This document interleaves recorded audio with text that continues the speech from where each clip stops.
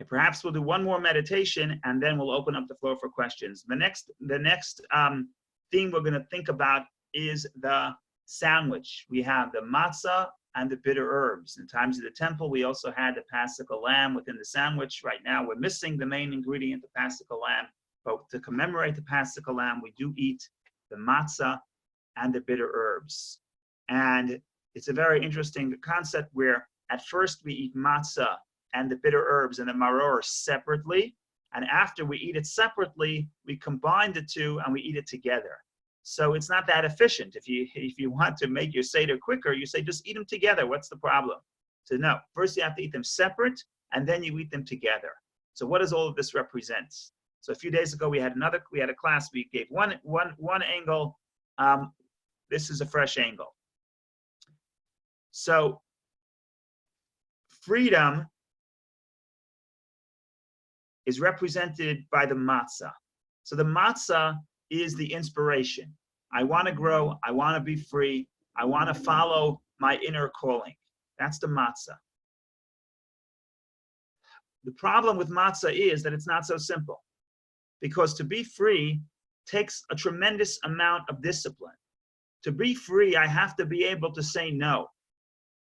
And this is a paradox. People think freedom as, what does freedom mean? Just say yes to everything.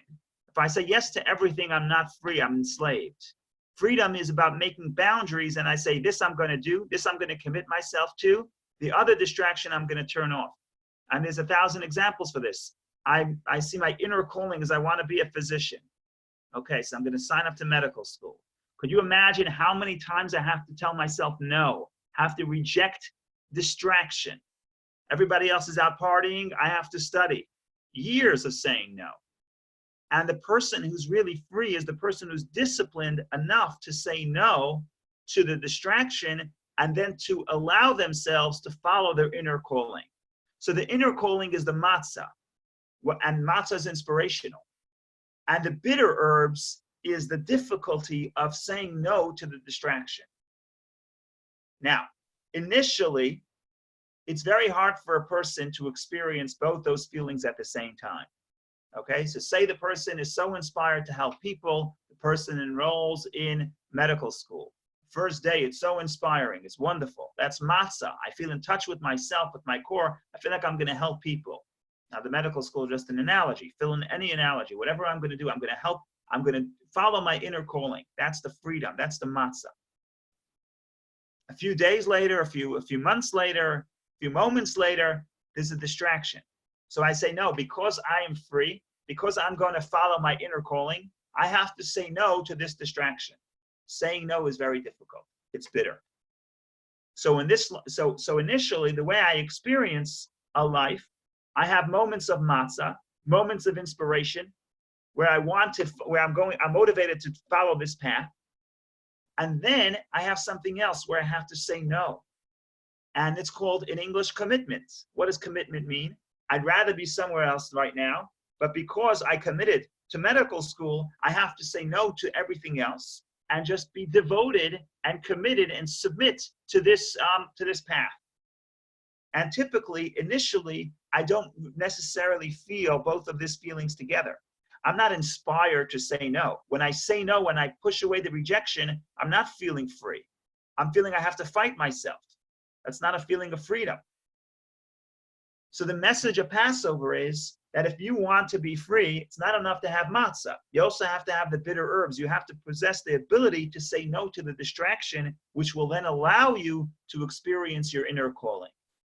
But that's in the beginning of the spiritual journey.